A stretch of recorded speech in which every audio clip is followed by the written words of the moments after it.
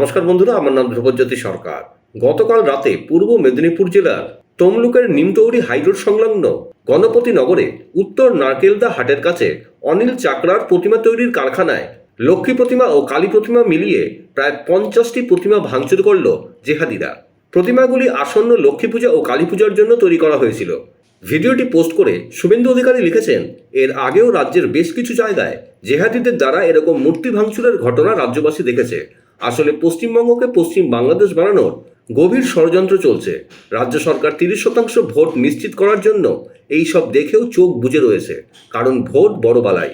আমি পুলিশ প্রশাসনকে অবিলম্বে দোষীদের খুঁজে বের করে তাদের বিরুদ্ধে যথাযথ ব্যবস্থা গ্রহণ করতে বলবো, না হলে এই ধরনের জেহাদিদের উৎপাত দিনের পর দিন আরও বাড়তেই থাকবে।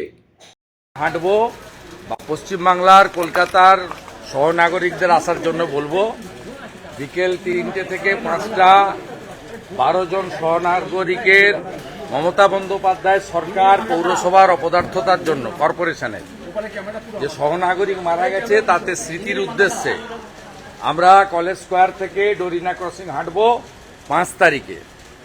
এই 12 জন সহনাগরিকের জন্য কলকাতায় মমতা বন্দ্যোপাধ্যায় যেদিন উৎসব করছেন সেদিন আমরা সহনাগরিকদের স্মৃতির উদ্দেশ্যে হাঁটবো। আজকে কলকাতা হাইকোর্ট ভ্যাকেশন বেঞ্চ অনুমতি দিয়েছে।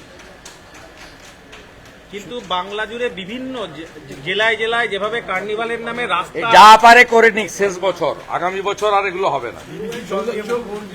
আগামী বছর বাঙালি সংস্কৃতি, বাঙালি অস্মিতার উত্থান ঘটবে, কোনো আর্টিফিশিয়াল কিছু ঘটবে না। বিজেপি সব বিসর্জন হয়ে যাবে। ও ব্যাগ গুছাক। ও মিথ্যাবাদী মুখ্যমন্ত্রী। কল্যাণ বন্দ্যোপাধ্যায় বলছেন আপনি যেখানে সেখানেই নাকি গন্ডগোল। কল্যাণ বন্দ্যোপাধ্যায় বলছে আপনি যেখানে সেখানেই গন্ডগোল। অসুস্থ ছিল। ছেড়ে দাও।